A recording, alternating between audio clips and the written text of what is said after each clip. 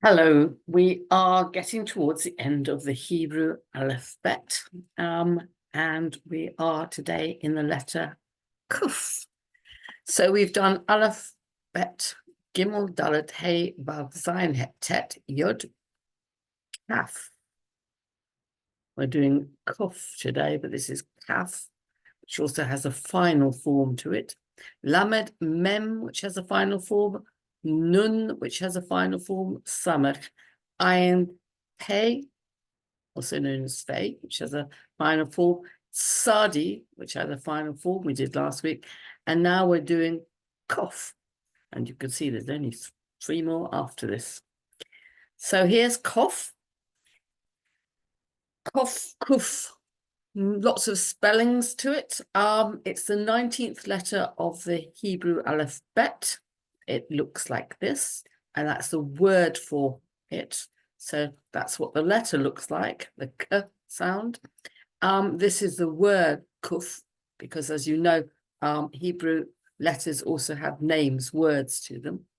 It has a numerical value of 100, even though it's the 19th letter, as I explained before, because from 10 onwards, we start counting in tens, 10, 20, 30, 40, 50. So it's got the numerical value of 100. It sounds like a K. And its meaning, well, there's quite a few different meanings that have evolved over time with it. One is the sewing needle or the eye of the needle. And interestingly, there's also the idea that it means a monkey. This is what it looks like. And it looks a bit like a kaf, that letter that we had before. But it's got this extra bit going down it. So this is the kuf, not the kaf, that we've done before. I suppose there's lots of letters in various languages that get sound alike or get muddled up, but this kaf with a is a kuf.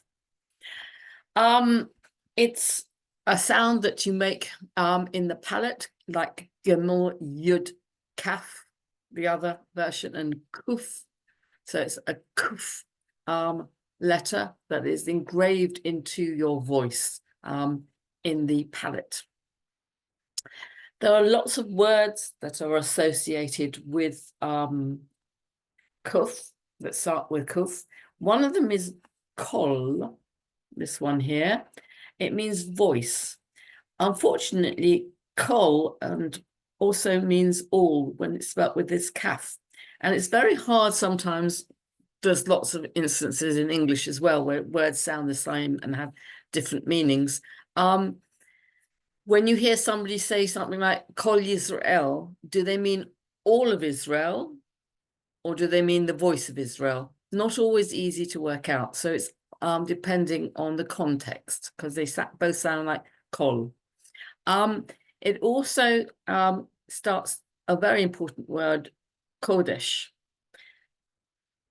which is Kuf, Dalet, and Shin. With the O in, it becomes a noun, holy. It also, with extra vowels in, becomes holiness, Kedusha. It also, in different slightly variations on spellings, it becomes Kiddush, which is what we have after a service, particularly after Shabbat services. The congregation will gather and have wine and bready type foods, and that will be the Kiddush that you make. We make Kiddush on Friday night to welcome in the Shabbat as well. So we're making something that we think of as a sort of wine and bread blessings moment, but these blessings are all part of this word holy. So Kiddush is part of this word for holy. And we also have Kaddish comes from it. These are two very popular Hebrew words. You'll hear people talk about, I'm going to Kiddush, or I'm making Kiddush on Friday night. Kaddish is what we say in our mourners' Kaddish, the prayer that we say to commemorate someone that has died. And it's a funny prayer because it doesn't actually mention death in it at all. It's all about God being very holy and a whole load of descriptions of being holy. So it's very much a word around holiness, this Kaddish word. The other interesting word that comes with a kuf at the start is korban, which means sacrifice. It comes up a lot in the Torah because, of course, there's lots of sacrifices.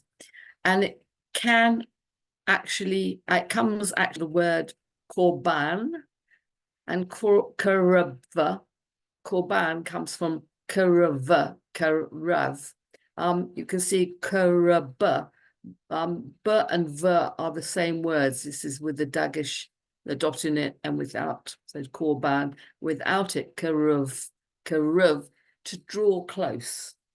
And it's an interesting one because usually in English, when we think about sacrifice, we think about giving something up. But in Hebrew, sacrifice actually comes from this word karava, to draw close, to draw near. You're actually sort of sharing your meal with the divine. And that's probably why the rabbis, after the destruction of the Second Temple, could turn around and say, your homes are now your temples, and your dining table is your altar, because you share your food with one another and with the divine. You draw close, and it's about drawing close, not giving something up. When we're sacrificing, we're trying to bring a conversation with the divine, and so our sacrifices are actually to make this connection. Another very interesting word that starts with a kuf is kahila, congregation. I was talking about it in the Parsha of the week because it starts with this word, an assembly, a congregation. And I was talking about the difference between a congregation and a crowd, how you make people part of a community rather than just a crowd of people, how you assemble them together. Also kesem, magic, and another very important word, kelipah. Kelipah is used in lots of very Kabbalistic texts around that we have these shells around certain things, and these shells prevent you getting to the holy spiritual part of it. We can have kelipah around us. I mean, we sometimes talk about a person who's just got so much kelipah, so much sort of rubbish on top of them that it's very hard to get to the person themselves. It's this outer shell. It's also the outer shell that we think of with non-kosher food, that it's got this very tough outer shell and you can't get to the essence of the food. So you can't use that food to do something holy with it. Which is what you're meant to be doing all the time, is trying to make the profane every day into holy. And so the kelipah around it wraps around that particular type of food. And we don't have the enzymes, I guess you'd say, to break it open and get to the actual nutritious part. So those are some kuf words. What does it mean? As I said, it originally meant apparently the back of your head or the eye of a needle, but it also means a monkey. It's a symbol of both a sort of eye of a needle and a monkey. The sacred, it's an interesting word because, or it starts an interesting word, as I said, Kadisha, the sacred Kadisha, this holiness, but also it starts the word Kelipah, with the peel, which represents sort of the negative aspects that you can't get to it. So this kof has something to do with removing the requirement of removing something to get from the superficial to the holiness inside. And so there's lots of stories about it also meaning a monkey, that it's a creature which resembles a human but is totally animalistic. It doesn't have that higher capacity soul that the human has. It has a nefesh soul that innovates it like all living creatures, but it doesn't have any other higher soul. And so it indicates that the requirement for a human is to overcome this purely animalistic nature and to try and be in the image and likeness of the creator. The kuf is the only letter which extends below the line, and sort of indicates, because of its shape, that it goes into this world, but also that it allows us to ascend into higher worlds. So this is this almost calf-like shape with this line that goes below the below the line of a writing. The Talmud tells us the gematria of kuf is 100, as I said. The Talmud tells us of a time when King David's soldiers, 100 of them were perishing per day from an epidemic. And David obviously needed to stop this happening and asked for help. And the reply was to institute 100 blessings each day. So 100 deaths, 100 blessings. Blessings aren't quite the same as prayers. Prayers, you're asking for something. Please make me better. Please do this, please. Blessings are this acknowledgement of God. You are holy and your world is holy and everything you do is holy. These are blessings that we put. Bless you for this food, bless you for this wine, bless you for everything. And so we have 100 blessings, and it is now the tradition that we say 100 blessings every day. So kuf can also represent death because of all these soldiers. But if you recite the 100 blessings, it avoids the negative decree and you end up in the celebration of life. The 100 blessings are hinted at in a verse. What does God ask of you? What? The word what is ma. You'll have maralza. You'll hear people say, what do you want? Ma, what? But ma can also mean me'ah, which is 100. So that's one of the ways people play on these words. What does God ask of you? That you recite 100 blessings every day. And how do we do that? How do we manage to recite 100 blessings every day? Well, we have a prayer called the Shemona Esrei, the Amidah, which has, it was meant to have Shemona Esrei means 18, but in fact there's 19 blessings in it, of course. The Amidah is meaning the standing prayer, Amid, to stand. And we say it 3 times a day, and it contains 19 blessings each, not 18. So if you say 3 times 19, that's 57 blessings. Then in the morning prayer, Shacharit, there are another 26 blessings that we've put in. In the evening prayers, there are another 5 prayers, 5 blessings. Grace after meals, we say after meals with bread in them, particularly, but a lot of people will say them after our meals. They have 4 major blessings in. And then when we wash our hands, when we wake up and when we eat bread. And so it's quite easy when you add it all up to get to 100 blessings a day. A lot of people will say blessings over everything: tea, coffee, a glass of water, everything. So you could easily get to 100 blessings a day, which is a lovely idea. It's sort of turning the negative into the positive.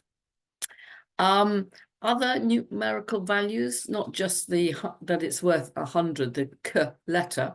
The kuf word, the actual word, not just the letter, the kuf word is made up of k, o, this above, and fe, and that adds up to 190, and that's the same as the word makom, also adds up to 190. And these are the typical ways that will be played with in Jewish texts. Hamakom, can be the God, another name for God, but Hamakom means the place, and God is the place.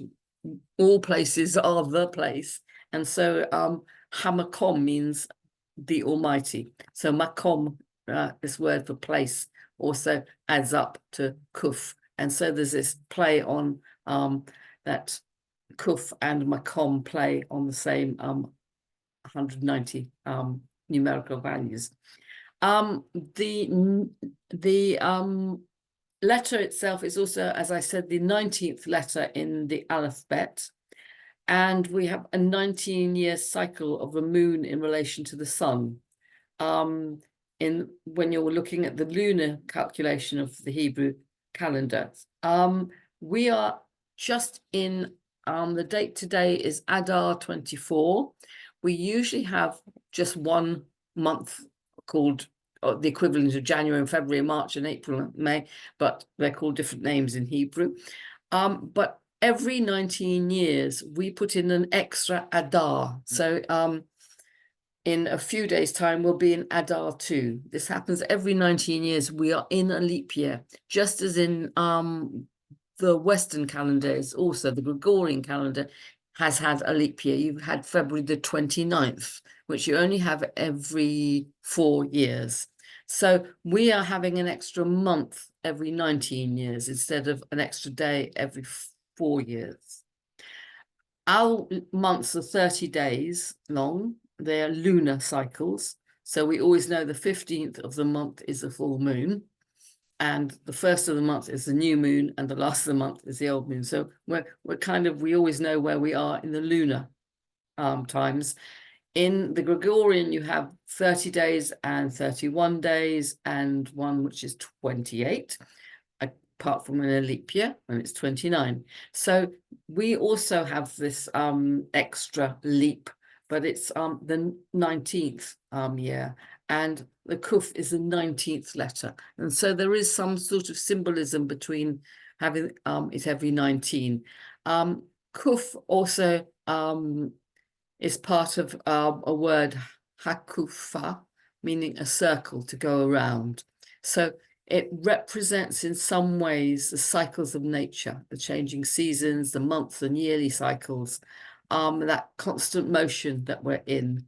And we're in it right now. We're always in it, but we're more aware of it, I guess, when we have this this extra month. We suddenly realize we're in a cycle of 19 years, and it's how often the earth goes around the sun, and at what, how many months you can fit into that, all these things, and seasonal adjustments. And I love that idea that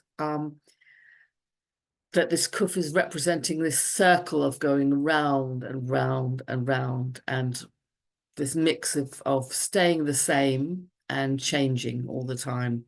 You can't help but change, but you're also trying to preserve something. And so this is the kuf. It has this lovely magical mix of going around and also having hamakom, the place that never changes, the God that doesn't change. Lovely mix of mystical ideas.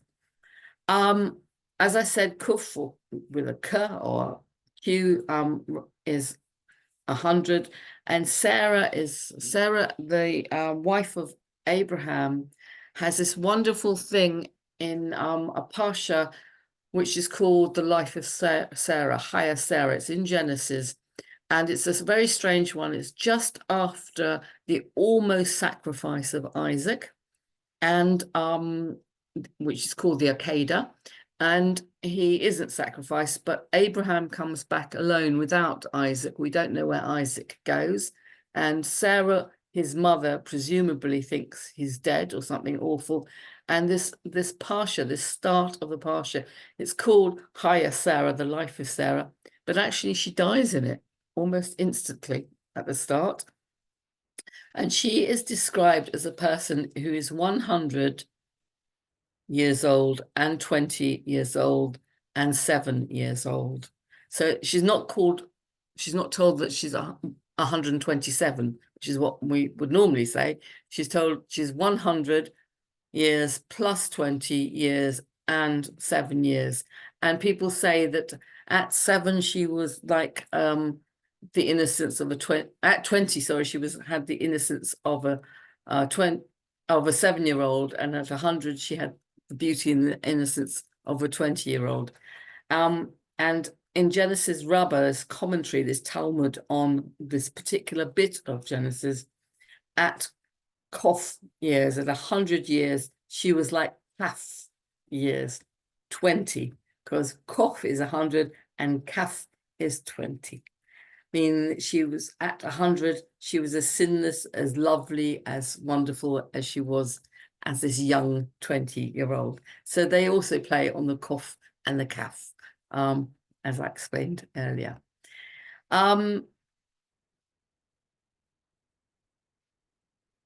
This is one of these simple elemental letters. It doesn't have a dagesh in it. It doesn't take a dagesh, so there's no variations on it, and it's not one of the 3 mother letters. It's one of the 12 elemental letters. So it has a month and a zodiac sign associated with it, but it also has this foundational type of characteristics with it. All of the simple letters do.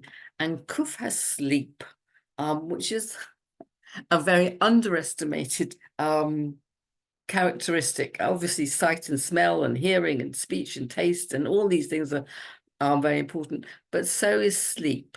It's this wonderful characteristic that we know when we don't get enough of it, but we don't tend to think of it very much.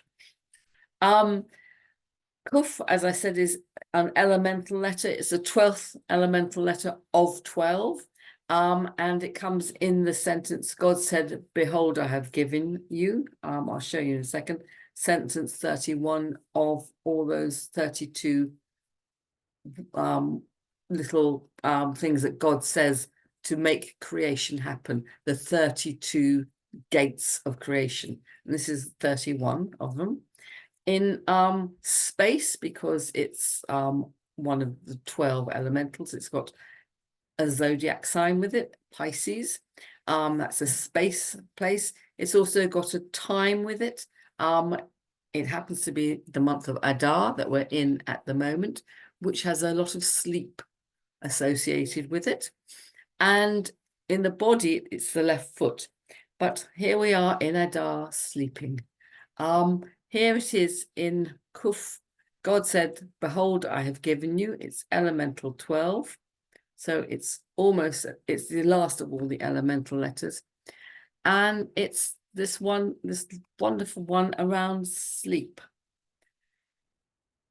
In Adar, we have a festival called Purim. And Purim celebrates a person called Esther. Which is her Hebrew name is Hadassah, and Esther also means hidden. It's a very strange sort of name about things that aren't revealed always, and lots of things are hidden in this story and revealed. And God's name is never mentioned in the whole scroll of Esther. It's called the Megillat of Esther. God's name is never mentioned. It's just about the people in it. And things are sort of hidden in that we celebrate it by getting drunk enough to not know the difference between the good person and the bad person, because there is always this idea that within ourselves is the thing that we don't like about other people. So we hide it quite often from ourselves. And so in what's that Latin phrase, in vino veritas, in wine truth, not always true, but it does remove some of those inhibitions, so you're sort of awake and asleep at the same time, and you reveal bits of yourself to yourself, perhaps. So I thought we should end with a meditation around that possibility. And we'll end with the fact that we are in Adar. We're in Adar 1 at the moment, this Purim and this hidden place. So perhaps we should take a couple of nice deep breaths. in and out, and look at what is really wonderful about this moment, and just relax into yourselves and think about that wonderful feeling of sleep, where you're between two sorts of places, really, in sleep. You're somewhere between alertness and dream world. And perhaps we should think about what is really holy, is often hidden in what is profane, what is everyday, and what is everyday is hidden in holy. We are a mix of awake and asleep, of being conscious and of dreaming. And we are in this sort of Adar moment. And we're also in this sort of very, very hidden moment.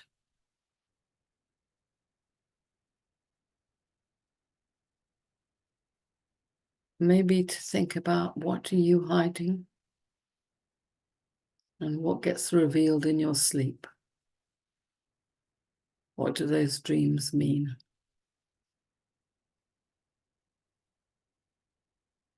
Sleep very much a necessity for all animals,